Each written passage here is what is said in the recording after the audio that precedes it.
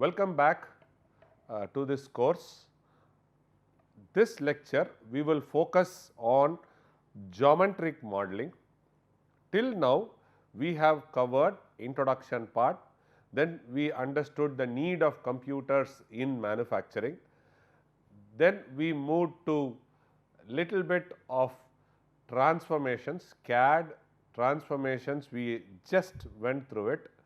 It is a very big ocean, but we try to understand the glimpse of it and undergoing the topics of transformation matrix. We studied transformation matrix, we studied homogeneous matrix, and then we also discussed about concatenation. In this lecture, we will start focusing more on geometric modeling. The objective of this lecture is to basically understand various requirements for the informations that is generated during the geometric modeling.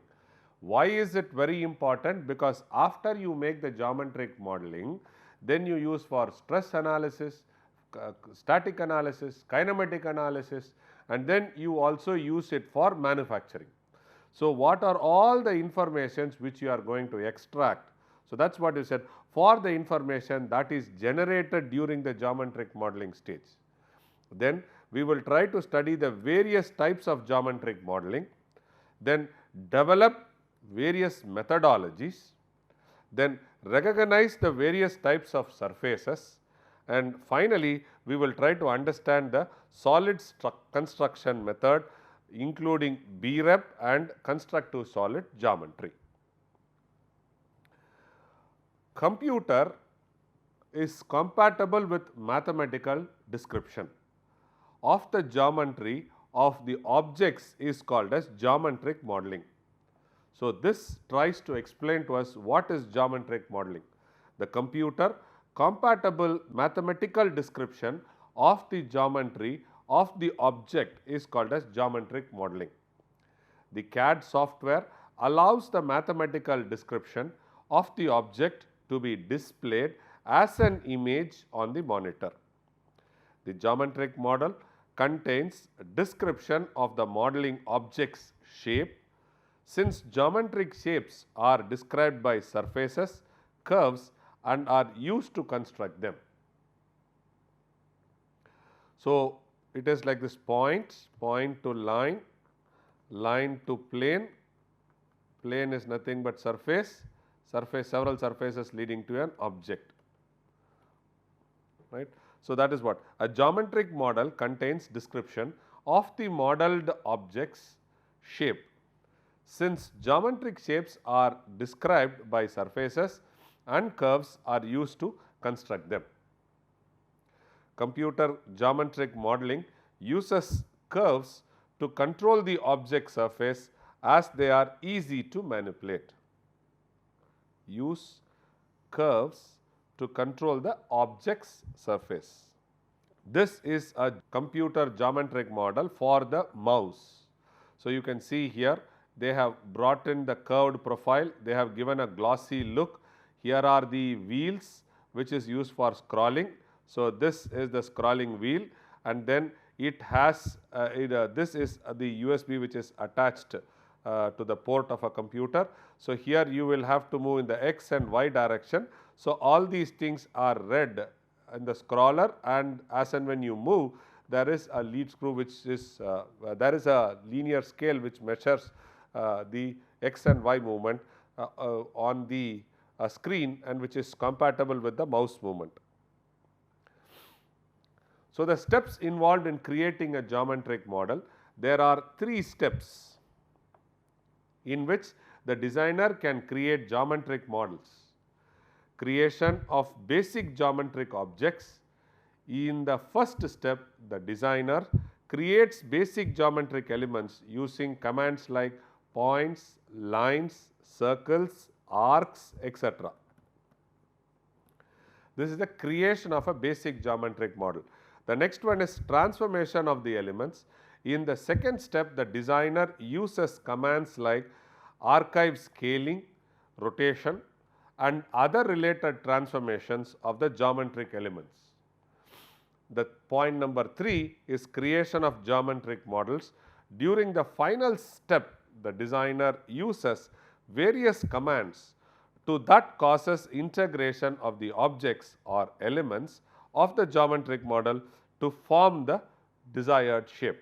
So, first is basic geometry creation, next is transformation, which we studied in the previous lecture, then finally creation of a geometric model. So, these three are the steps a designer follows in creating a model.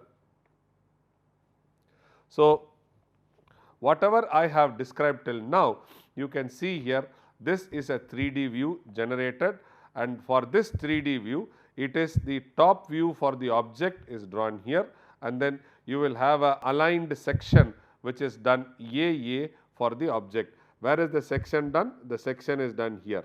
This is the section for the object. So, you have drawn how is the aligned section AA. Okay. So, this clearly states you start from a basic geometry, do the transformation of the elements, and then create the geometric model. When we try to put the requirements for the geometric model, we will see geometric modeling is the central part of product design.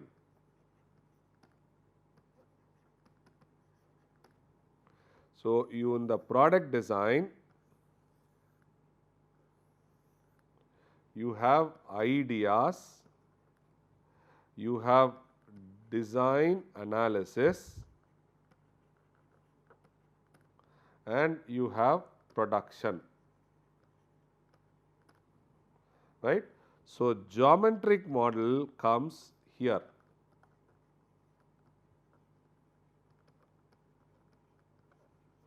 Which is A union B union C. So, it is nothing but ideas, design analysis and production. For all these things, geometric model is very important. When we see what is the difference between design and drafting, so let us first list down all in terms of design and then let us compare with drafting. In design, in architecture and engineering,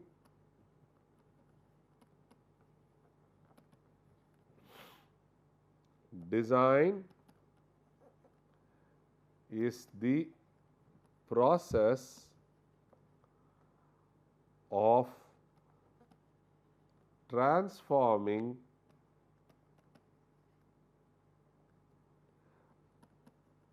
idea into life.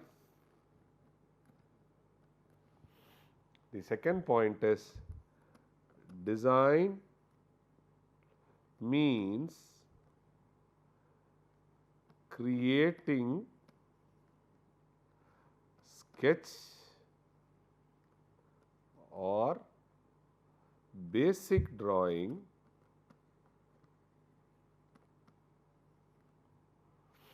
with technical data which is a pictorial representation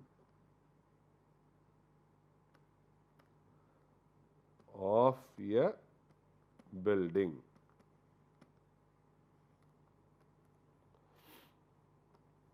Design is a process which involves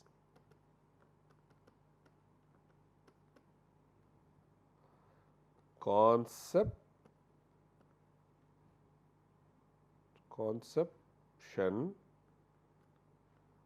and 3D modeling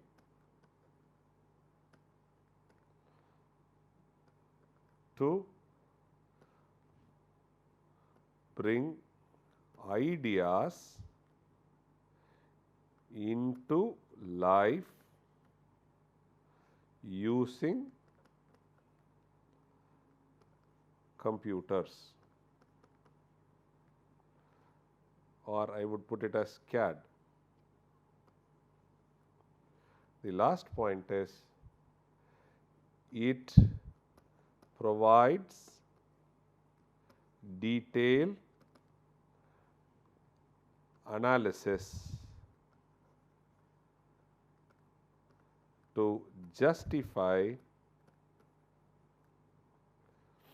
the selection of components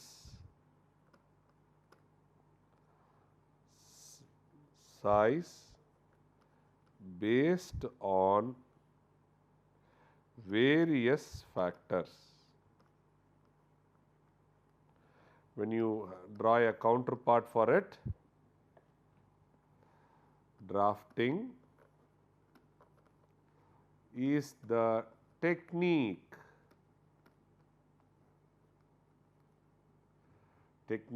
of creating technical drawing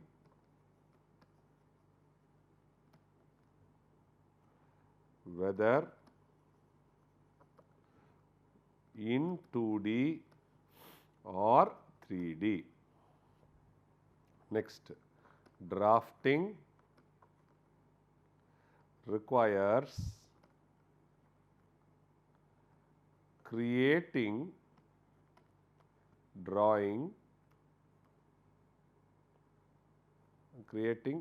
technical drawing that will provide the technical specification of the architectural project. The third point is it is a design process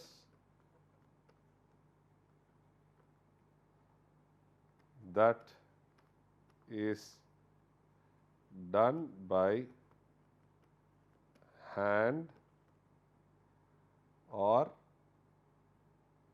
using computer. Mechanical drawing. Computer, here I would say computer in the sense I will talking about programs. Okay, mechanical drawings. The last one is drafters use software program to draft plans and create technical drawings. This tries to clearly tell you the difference between what is design or design versus drafting. When we try to look into the functions of geometric model, it helps in design analysis, in evaluating area, volume, evaluation of mass, inertial property, interference checking in the assembly. So, when we talk about sliding fit, press fit, so all these things. So, interference checking in assemblies, then analysis of tolerance built in assembly, then analysis of kinematic like mechanisms and robotics, automatic mesh generation for finite element analysis.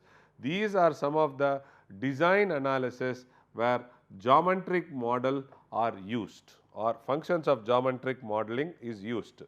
When we talk about in drafting, it is used in automatic planar cross sectioning created, automatic hidden lines and surface removal, automatic production of shaded images, automatic dimensioning, automatic creation of exploded views for technical illustrations.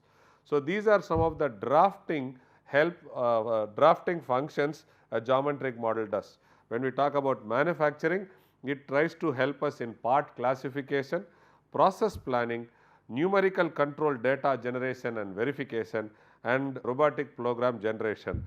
This is basically for assembly operations.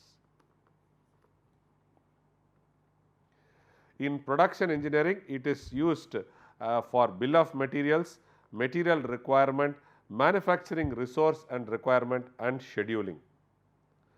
In inspection and quality control, for program generation for inspection machines and comparison of production parts with design. So, you draw, you manufacture, you inspect and compare. So, this is what we are saying, comparison of the produced part with the design. So, the geometric modeling can be 2D, 3D, and in 3D, in three principal classifications can be line model, surface model, and solid model. So, it can be line model. This I started with a line and I generated several lines and formed a closed polygon. Now, this closed polygon is called as a surface. Now, several of these surfaces put together forms a solid or a volume. So, you will have line method. These are the three principles: surface model and solid model or volume model. This is a line model. Line model is point, you express in points, and then you express in lines. So, you join several points through lines. So, for example, here we start with P1, P2, P3, P4, 5, 6, 7, 8, 9, 10, 11. Okay. So, it is 10 and then I have a 11 and then I have a 12. So, this is a line model. So, then several of these lines, for example, P1, P2, P3, P10, all these join together, these points and lines join together to form a surface called as S5. And the S5 is part of V1. So, this is a line model, this is a surface model, and this is a volume model. Wherever you want to do a drag analysis, wherever you want to find out the aerodynamic flow, what is the response of the aerodynamic flow, we will go for surface modeling. Wherever we wanted to calculate the mass, volume, the static analysis, dynamic analysis, we go for the solid model or surface model, solid model or surface model. So, when we try to take an object, when you try to draw and when we try to take a cross section of it in a wireframe model, what you will see is only 4 points, because a line, when you section it, you see a point. And then when it is a surface, you see a set of lines joined together to form a cross section surface. And when you try to look, this is only the outer portion, so you get the surface, and when the internal surface is also colored, it becomes a solid model. So, a cross section you do of a cuboid, so you will try to see in wireframe dots. Here in surface you see lines, and the lines will be covered by material property for solid modeling. Now, let us try to compare various features with different models which are available. When we want to do automatic view generation, it is impossible to do in line model. Surface model also it is impossible to do, but in volume model or solid model it is possible to generate automatic view generation. When we are trying to do a cross section, it needs manual guidance in line, it needs manual guidance in surface. It is possible, even automated cross hatching is possible in volume. So, it is more automatic friendly or system generation friendly. Elimination of hidden details, it has to be done in line, manually done. Surface may be possible, in volume it is definitely possible. You look into it, here the hidden lines is seen, Here if it is possible it can be seen, here it is not at all seen. Then analysis function, difficult or impossible to use, difficult or impossible to use, here it is possible for geometric calculation, mass, volume, inertia, whatever it is. Numerical control application, it is difficult, line model, surface model it is possible, and in solid model it is definitely possible. So, it looks like in reality these two models are going to take a big way as compared to that of line modeling. Then why to study about line modeling? It occupies a very small space, and this is how the CAD initially developed from a line to surface, surface to solid. If you can know this, the way how the technology evolution has happened, then it becomes easy for you if you have a complex problem to split the complex problem into lines or surfaces or solid to get the output whatever you want. Let us now first look into a line model, which is otherwise called as wireframe model. So, here we will try to define a point, a line, a circle and an arc. As I told you, if I know to define a point, if I know to define a line, if I know to define a circle, if I know to define an arc, then I can split any complex geometry into these lines, and then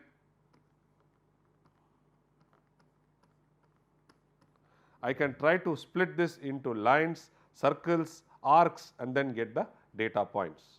So, now let us see how to define a point, line, circle and arc in wireframe model. So, now let us see how to define a point. So, a point can be defined in an xy plane, xy, or you can define a point. So, you can define xyz and you can try to say parallel to this line draw a point possible. You can try to draw a point center of a circle. You can try to draw a point in the circumference of a circle. You can try to draw a point and then you can also try to tell what is its displacement from the origin and at a what angle it is moved out. So, these are all different ways of defining a point in wireframe model. When you try to define a line, 2 points joined together, the shortest distance joined together forms a line. So, you can have 2 points, these 2 points are joined by a line, and then you can try to have a point and a line, you draw a parallel line, or you can try to have a point and a perpendicular to a line, you can have one more line. You can try to say that line, draw a parallel line and then try to define the offset in distance, or you can try to have a circle and then tangent to the circle becomes a line. Then you can have 2 circles drawn and tangent to one circle and then meeting to the other circle is also a possible definition for a line. So, a line can be represented by 6 different ways. It can be 2 point joining, it can be a point and a line and a parallel to it and perpendicular to it, a circle and a tangent to it. These are all different ways of defining line in wireframe model. Let us now try to define a circle, a center and a radius, a center and along the radius 1 point or 3 points on the circumference, or a circle, a center and a line which pass tangent to the circle, or you can try to have 2 lines which are intersecting and then they are trying to draw within these 2 lines, the tangent of these 2 lines form a circle, or you can try to define a circle, then between the 2 circles a point which contacts these 2, and then with that and then keeping a radius you can try to develop. So, these are the different ways of defining a circle. Generally we use these 3 things. Other things are used for CAP, computer aided process planning, we will see later. There we do not like to write the geometry in terms of G codes and M codes, we write the entire program in terms of features. So, where we use this technique. And then when we have to define an arc, 3 points we can define an arc, or we can define a center point and 2 points. We can also try to define a center point, and you can try to draw a line to it and then define this angle. You can define 2 points and then these 2 points meeting and then this angle can do. Then you can also try to do, okay, two lines, a line with 2 points where one point is the center, and then you can try to define the angle which is there, or you try to define start point, end point, center point and a radius. So, these are the different ways of defining an arc. So, in a wireframe model, let us see the amount of data which is stored in a wireframe model. So, this is a cuboid. So, this cuboid has 1, 2, 3, 4, 5, 6, 7, 8 vertices. So, and then these vertices are joined by lines. 1 and 2 is joined in the first line, 2 and 3 second line, 3 and 4 third line, 1 and 4 fourth line, 5 and 6 fifth line, 6th, 7th, 8th. Then I am trying to join 5 and 6 with 1 and 2, 9. I will have 10, then 11 and then I will have 12. So, in wireframe data representation, you will have, these are the vertices. What are each vertices? What are their coordinates? 0, 0, 0. Then you try to define an edge. So, in the edge, what is their starting point and what is their ending point? I am just trying to say how is the data represented in wireframe in your computer. So, you first define the points, then you define the lines, and then these are the edges. So, this edges will try to tell what is the starting point and the ending point. So, you get starting point and ending point. Let us take an example of 9. Where is 9 here? 9 is here. So, the starting point will be 1 and the ending point is 5. So, like this the data is stored using wireframe model. The next one is free-form surfaces. All these things what we studied till now, it is only engineered and geometries which can be defined easily through a mathematical equation. In reality, you have lot of free-form surfaces. So, defining these free-form surfaces is a challenge. So, in free-form surfaces, we have planar surface and curved surface. Planar surfaces are flat 2D surfaces which can be mathematically easily defined. In curved surfaces, you have two things. One is called as a single curved surface. Okay. This is a simple curved surface, and you also have something called as double curved surface. Double curved surface is a complex surface generated not by a straight line, but by a curved surface. We will see the example later. So, the other one, so planar surface, the second one was curved surface, the third one was ruled surface. Ruled surface is a surface constructed by transitioning between two or more curves by using linear blending between each section of the surface. So, it is something like this. So, ruled surface is a surface constructed by transitioning between two curves by using linear blend surface each section on the surface. So, this is a model which is generated for surfaces. So, if you look at real time, the objects which are there, it is all very complex, it is all free form surfaces. Just by planar you cannot define. So, you see a combination of several modeling surfaces are available, and these are wireframe. Okay. So, from wireframe you can see how these next lines are joined in two planes. These are all along a straight line, these are all ruled surfaces joined, and now I remove all the points and then I get the face mask. You look at it, how complex is it to define a face, and it is practically impossible to define a face mask by a simple equation. So, when we look at free-form surfaces, they are classified as planar surface, curved surface and free-form surface. The planar surface is by a plane, and you will have polygons and polyhedra which is easy for defining. When we look at the curved surface, you will have single curve, double curve. Single curve, the examples are cylinder and cone, and for double curve you will have hemisphere, ellipsoid, paraboloid and torus.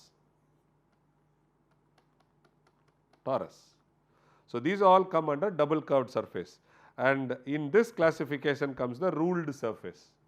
In the free form, truly free form surface, We have Coon surfaces, which we will see later. So, under this category you will have B-spline, Bezier, NURBS and fractal design, and we will try to generate the surface by using lofting techniques.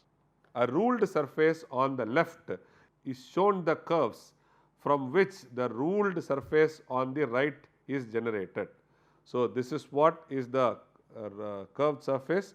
So, you will see here these are the rulings which are made such that you can try it. So, here you defined only the curves, right. So, now the ruled surfaces are done by it.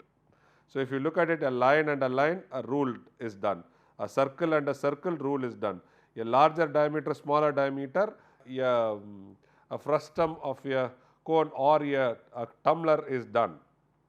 When we use two different ruled surfaces form two different ruled surfaces form between two different face shape curves. So, you have a curve 1 C1, C2. If you want to join C1 and C2 start point to start point, end point to end point, you get a ruled surface to this. If you want to define start point and then the next surface, these two surfaces you link and these two surfaces you link, you see in the space you will have two different curves which are getting formed. So, two different ruled surfaces formed by between two space curves. So, start point, end point, you see different surfaces getting formed. So, now let us see how do we express or represent a curve, because straight line is easy you will do, but now let us see for a curved representation. So, here you have two forms of representation, one is implicit form, the other one is parametric form. Implicit form, the curve is represented as a function of x, y, z equal to 0, g of x, y, z, g is a function of x, y and z equal to 0, it is implicit. In parametric form, the curve is represented as x of u, y of u and z of u, where u takes a value between u equal to 0 to 1. So, now here what is the advantage? You are representing the entire x, y, z in terms of a single variable which is a parameter where it takes a value 0 to 1. So, just by defining this you can define a curve. So, this will try to occupy lot of space and this is going to occupy less space.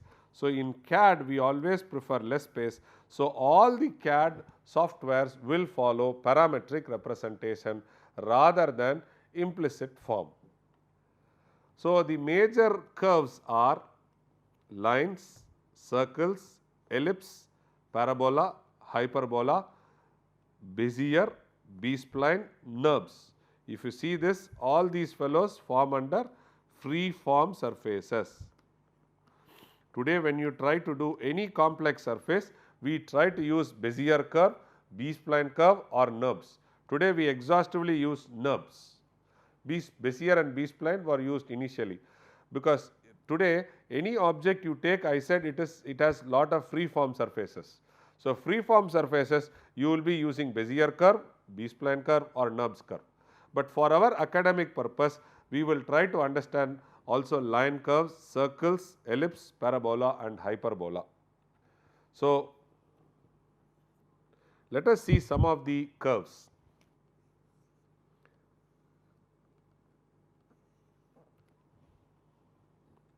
If you try to take a section at this point, so what gets generated is a circle. When we try to draw the same at an angle, when we try to cut, what gets formed is a ellipse. When we try to form the same cone, when we try to cut at a much steeper angle, it tries to form a parabola. I can even remove this part. So, if you are, I can draw a cone and then you try to take. Okay. So, this is all from a triangle. So, now the we need to have two curves.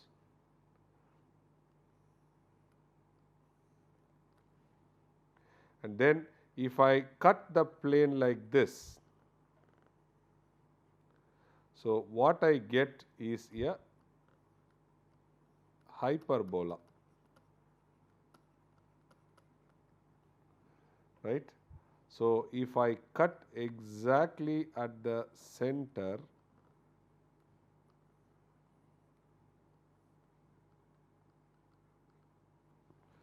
what I get is a point.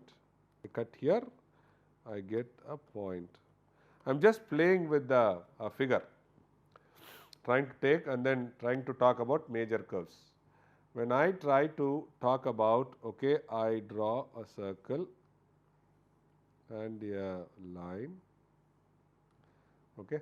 So now what I do is I try to take a section exactly here at this point, center. So what I get is a intersecting line.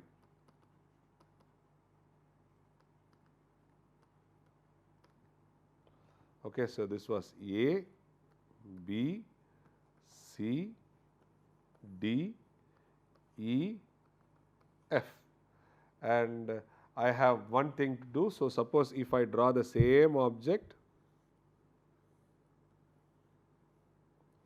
right, and cut it along the same line here, then I get G as line. So I know how to create a circle, ellipse, parabola, hyperbola, point, intersecting line and lines. So these are the major curves with curve representation in it. So when we talk about a line, so we have a line which is not passing through the origin, which is slightly offset.